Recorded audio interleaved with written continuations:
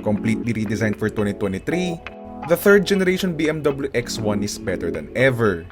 And yes, while it is BMW's entry-level luxury SUV, there's nothing entry-level with the way this car feels. And thus, it's what I would consider as a benchmark in the subcompact luxury SUV segment.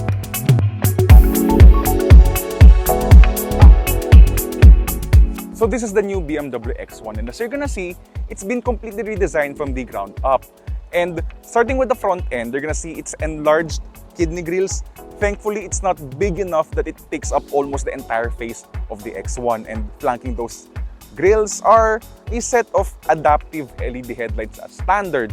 It's basically the type of headlights that, swivel and partially block the beam when the car is left in automatic high beam so it won't dazzle other drivers. It's a favorite feature of mine with modern cars because once you've gotten used to with such a feature, it's hard to get back to cars without adaptive LED headlights, such as, my Mazda 6 wagon.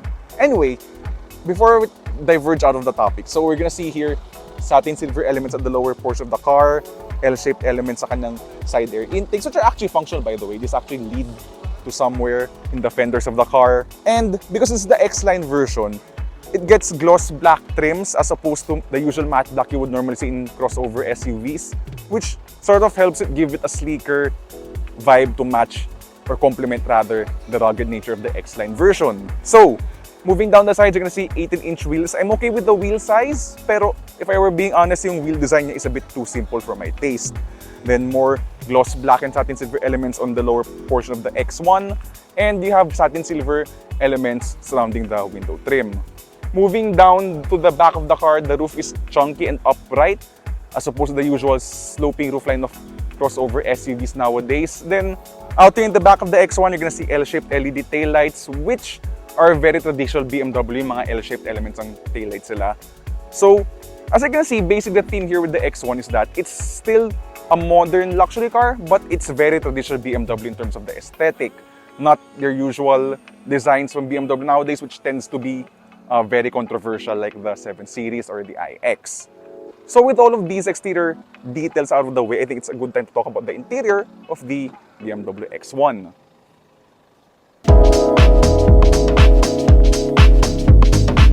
So here inside the new BMW X1, as you're gonna see, the interior is completely redesigned from the ground up as well. So you have this single glass piece housing the two displays, containing the main iDrive 8 infotainment system and the fully digital gauge cluster.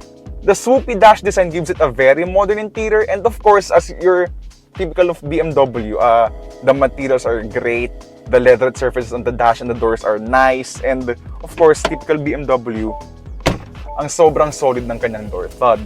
You also have this, what BMW calls their floating island yata, I guess, which houses a lot of the car's main controls, like the push button start, the toggle type gear selector, which replaced the electronic gear lever. Then you also have the hazard buttons dito and the volume controls and some of the functions for the infotainment. So, speaking of the infotainment, that's worth talking about as well because it's completely new from the ground up. It's BMW iDrive 8.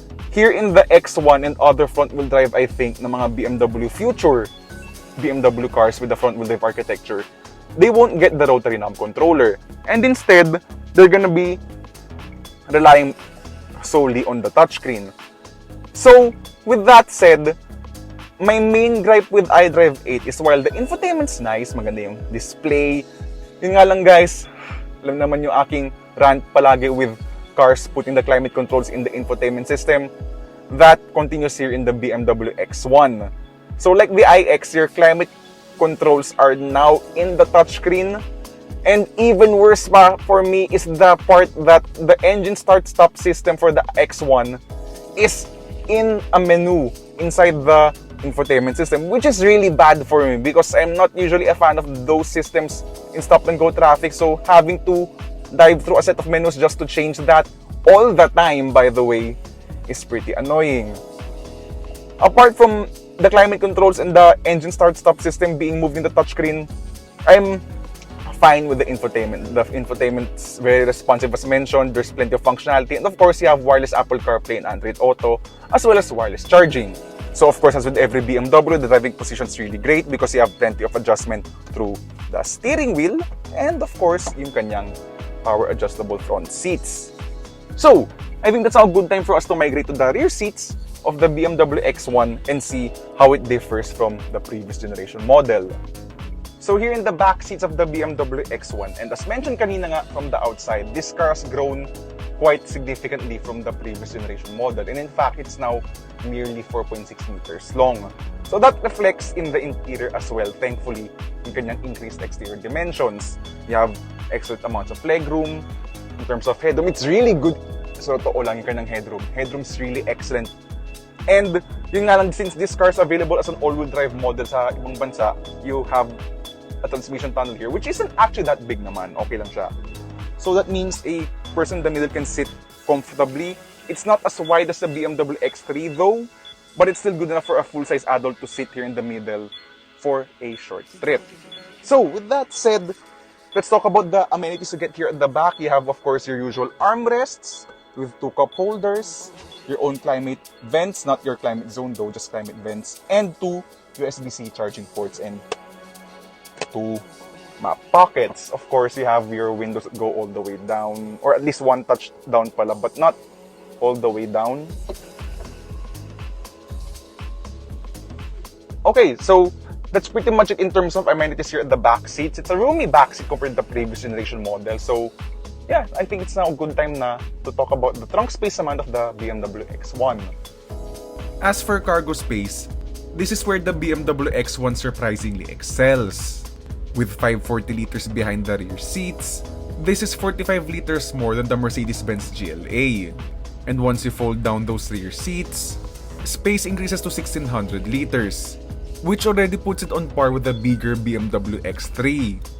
And then as for engines, the X1 is only offered as an S-Drive 18D, which means you get a 2-liter diesel engine that powers the front wheels via a 7-speed dual-clutch transmission. So yes, while this X1 is front-wheel drive, does it actually even matter on the road?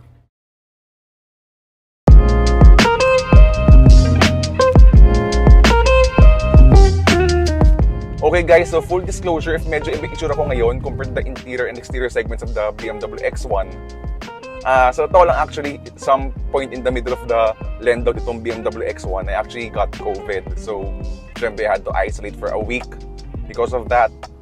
Pero I'm okay now, I'm fully recovered, and so we're now taking the BMW X1 out for a drive, finally. And right off the bat, what you're gonna notice agad with the BMW X1 is how much bigger of a car it is over the previous generation model. So, the point is, parang it really now drives and feels like a much bigger BMW compared to the previous generation model. Pero, even though it's now a bigger car, it's still a very agile BMW. So, as we're gonna chuck this car through corners, there's still a fun-to-drive aspect in the BMW X1, no? So, the steering is reasonably sharp.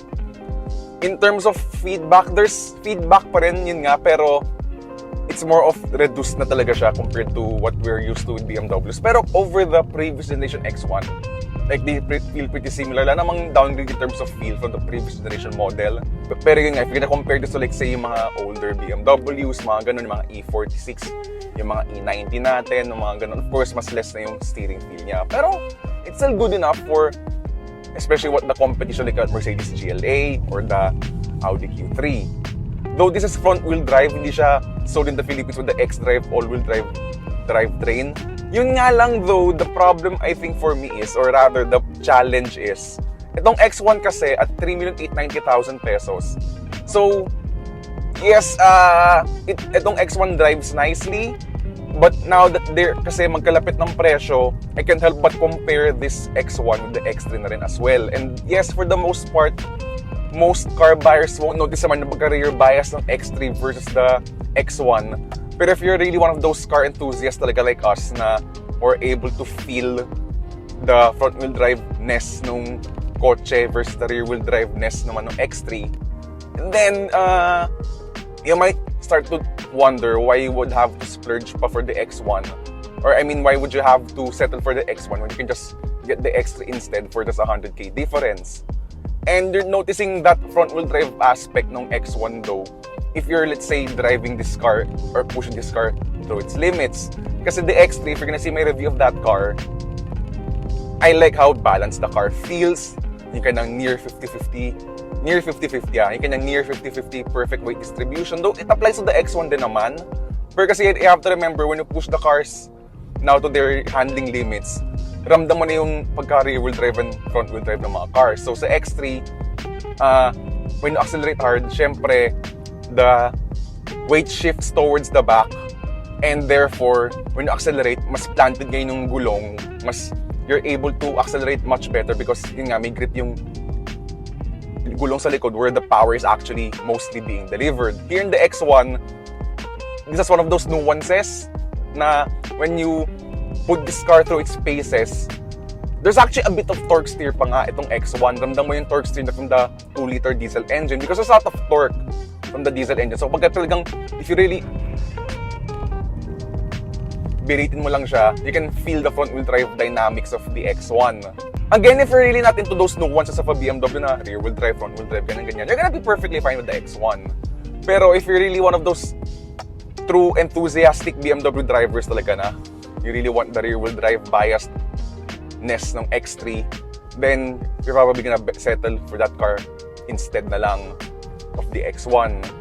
And then of course, in terms of the handling aspect, actually, okay naman yung handling niya. Like, it's sporting as mentioned, it deals with body roll pretty well, steering's reasonably sharp. The 7-speed dual clutch is actually really good, so it changes gears very seamlessly, very effortlessly.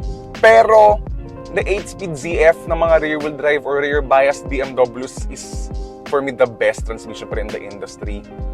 Pero for the most part naman, the 7-speed dual clutch is really good. Actually, sa to lang at low speeds, I don't know that this is a DCT. Because ang ugali niya at low speeds kasi usually with DCTs, there's this clunkiness.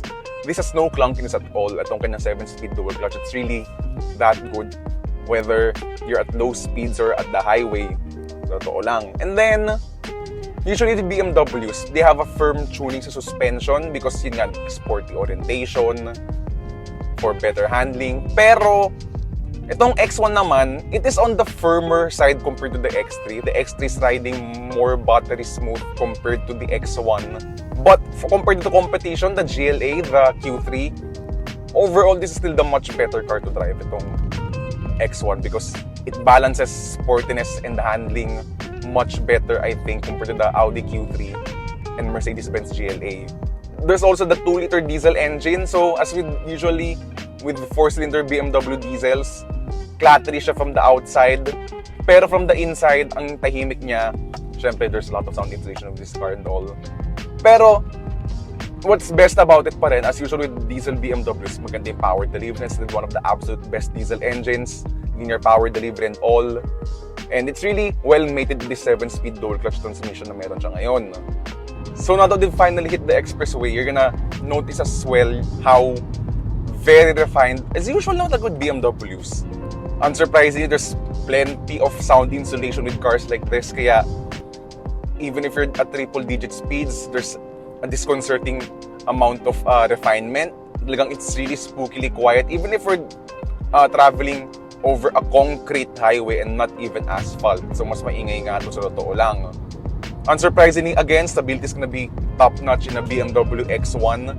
Kahit pa front-wheel drive BMW architecture to.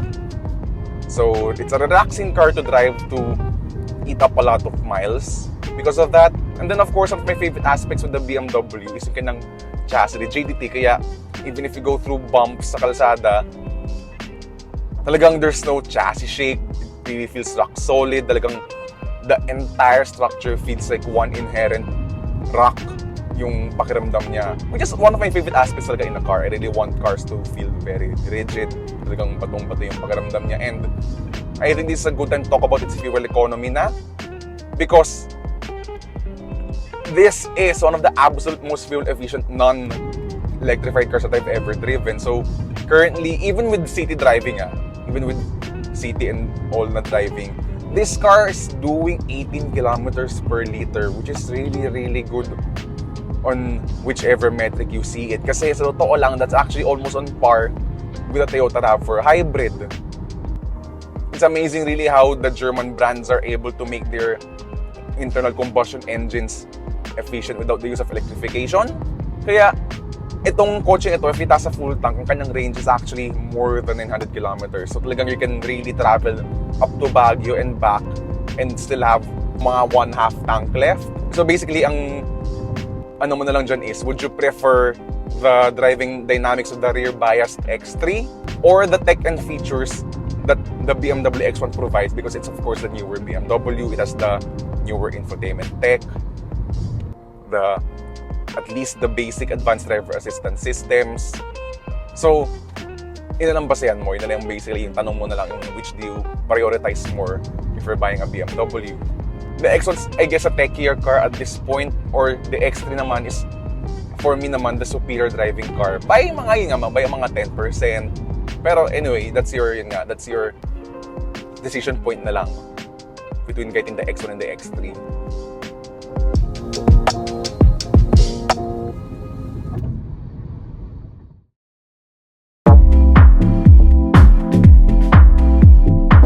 The BMW X1 starts at 3,890,000 pesos. And apart from the features you've seen in this video, the X1 now finally comes with at least a basic suite of advanced driver assistance systems, namely automatic emergency braking, lane departure warning, lane keeping assist, which are on top of BMW's reversing assistant and self-parking features. It's still not as comprehensive as Honda Sensing or Toyota Safety Sense, but at least BMW Philippines is now offering these features as standard on some of its vehicles. So in summary, the BMW X1 is significantly improved from the previous generation model, and is far from what you would consider as entry-level in terms of the luxury experience. However, if you're really looking for that BMW rear-wheel drive driving experience, then adding just a couple 100,000 pesos more for the X3 is probably worth it for you. Otherwise, for most people, they'll probably be already content with the X1 segment leading driving dynamics, along with of course having newer and fresher tech than the X3.